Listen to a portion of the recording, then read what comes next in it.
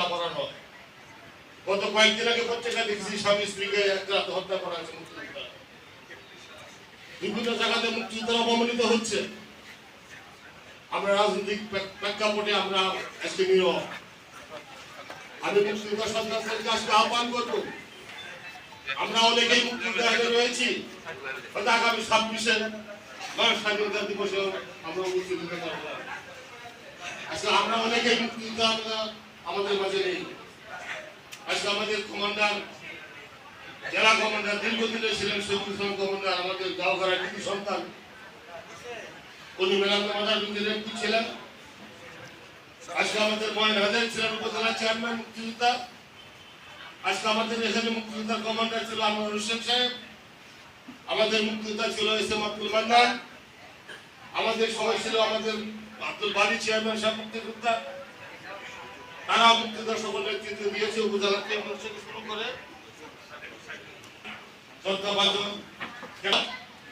মুক্তিযোদ্ধাকে অপমান করা হয়, আমাদের সন্তানরা বেরো। কারণ বিগত দিনের সরকার যারা চেতনা বিক্রি করেছে, যারা চেতনাকে লুটপাট করেছে, তারা মুক্তিযোদ্ধাকে বিভক্ত করে মুক্তিযোদ্ধার সন্তান কমান্ডারকে কার্যক্রমে অন্তর্ভুক্ত না করে ঐক্যবদ্ধ করার সুযোগ তারা দেয় নাই। তারা তাদের চেতনা লুটপাট করে খাওয়ার জন্য। আর সেই কারণে মুক্তিযোদ্ধারা রাস্তাঘাট অপমান হচ্ছে। আজকে আমাদের সন্তানরা আজকে নীরব, তারা ঐক্যবদ্ধ হতে পারে নাই। আজকে এই বিজয়ে আজকের এই আলোচনা থেকে আমি মুক্তিযোদ্ধার সন্তান সন্তানদেরকে আহ্বান জানাবো, তোমরা দেশি বিদেশি যারাই আছে তাদের সঙ্গে যোগাযোগ করে অচিরেই একটা আহ্বায়ক কমিটি করে ঐক্যবদ্ধ হয়ে তোমাদের অবস্থান দৃঢ় করো এবং আমাদের শেষ বয়সে আমাদের সম্মানকে রক্ষা করো। আমি তোমাদেরকে আহ্বান জানাচ্ছি। সেই সাথে আজকে একটা দল স্বাধীনতার বিপক্ষ যারা ৭১-এর বিরোধিতা করেছিল,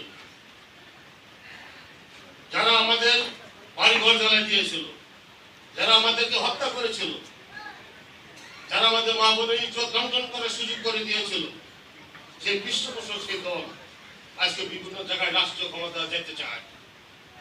আমি তাদের কাছে প্রশ্ন করতে চাই আজকে অনুষ্ঠান থেকে, আপনারা এখনো তো জাতীয় সঙ্গীত মেনে নিতে পারেন নাই, আপনারা এখনো তো জাতীয় পতাকা ৩০ লক্ষ রক্তের বিনিময়ে জাতীয় পতাকা মেনে নিতে পারেন নাই।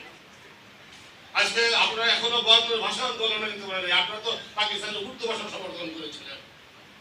আপনারা আগে সঠিক ধারায় আসেন, বাংলাদেশকে মেনে নেন, জাতীয় পতাকা মেনে নেন, জাতীয় সঙ্গীতকে মেনে নেন, বাংলাদেশের জনগণের কাছে ক্ষমা চান, তারপরে রাজনৈতিক সিংহাসনে যাওয়ার চিন্তা ভাবনা করেন। আপনারা বাংলাদেশের সঙ্গে শুধু সুবিধা ভোগ করে বাংলাদেশের ক্ষমতাতে চান। বাংলার একটা মুক্তিযোদ্ধা, বাংলার একটা মুক্তিযোদ্ধা সন্তান, মুক্তিযোদ্ধা চেতনাকাম জনগণ বেঁচে থাকতে আপনাদের আশা পূরণ হবে না।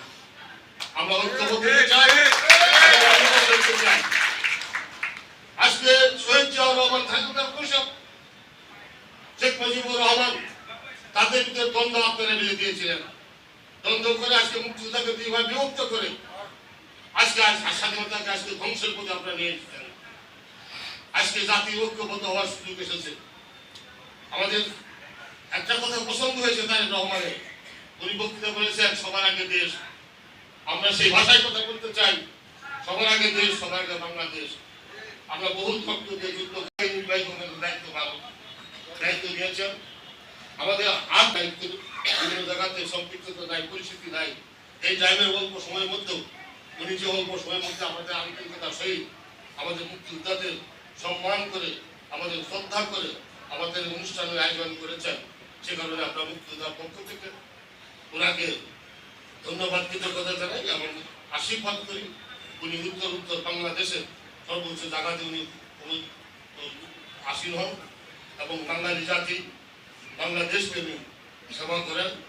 আমার বিশ্বাস উনি পারবেন। অল্প কয়েকদিনের মধ্যে উনি কয়েকদিনের মধ্যে যে বিভিন্ন অনুষ্ঠান করে অভিষ করে সাধারণ মানুষের মধ্যে মধ্যে করতেছে, বাজারে কথা উঠেছে বর্তমানে অনুসার ভালো। এই ভালো শব্দটা আমরা সামনের দিকে থাকতে চাই। ইতিমধ্যে আমাদের অভিষেক ইনসাফ এসেছেন, ওনার সাংবাদিক আমাদের বিভিন্ন পর্যায়ে আমাদের কথাবার্তা হচ্ছে, ওনার সঙ্গে কথা বলেছে, উনিও ভালো, উনি ভালো পদক্ষেপ নেবেন। আমরা মেরান্দর মানুষ, শান্তিপ্রিয় মানুষ।